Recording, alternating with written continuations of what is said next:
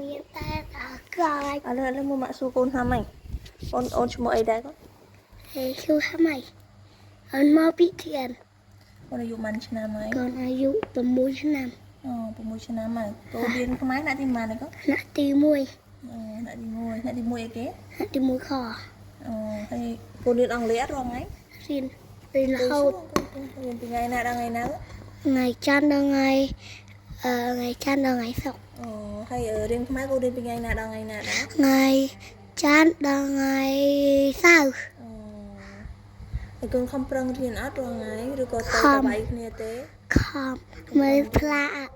កូនខំរៀនណាហើយកូនទៅរៀនកូនធ្វើមិនខ្លះ ទៅ រៀ រៀ ន ន គ្រូអត់ឬក៏យើងទៅតែបលែងគ្នានៅក្នុងថ្នាក់រៀន អត់ស្ដាប់គ្រូ យើងទៅរៀនយើងត្រូវ ស្ដាប់គ្រូ ហើយទៅសេអសអត់ សេ សេអសតាមមកសេអស សេអក្សរ ស្ដាប់គ្រូពេលអ្នកគ្រូហៅអីយើងត្រូវលើកដៃឡើងឆ្លើយ ឆ្លើយ ហើយប៉ាប៉ាកូនឈ្មោះអី អាកូនឈ្មោះ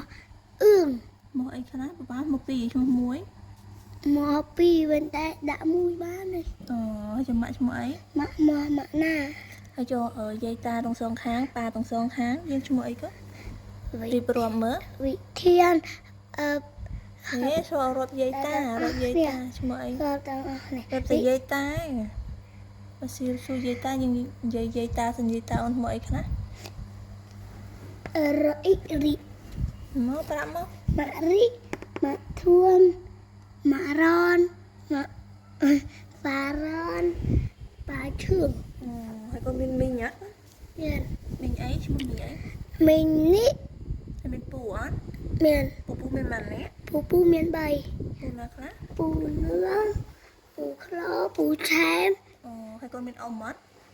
មាន អ៊ំនៅណា អ៊ំទឹក អ៊ំម៉ាក់ចេះបងអ៊ំនៅណា អ៊ំ អ៊ំអី ហាចៃអ៊ំដា ហើយកូនមានចេះបងអត់ មាន ចេះបងឈ្មោះអីគេ ចាបងបើចាបងមក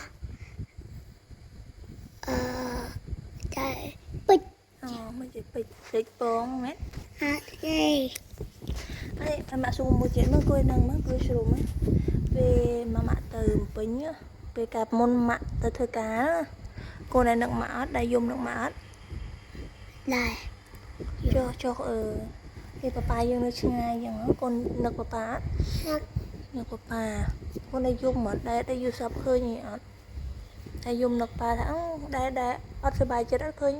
គេមានប៉ាប៉ាគេនៅចិត្តយើងអត់មានប៉ាប៉ាយើងនៅចិត្តចឹង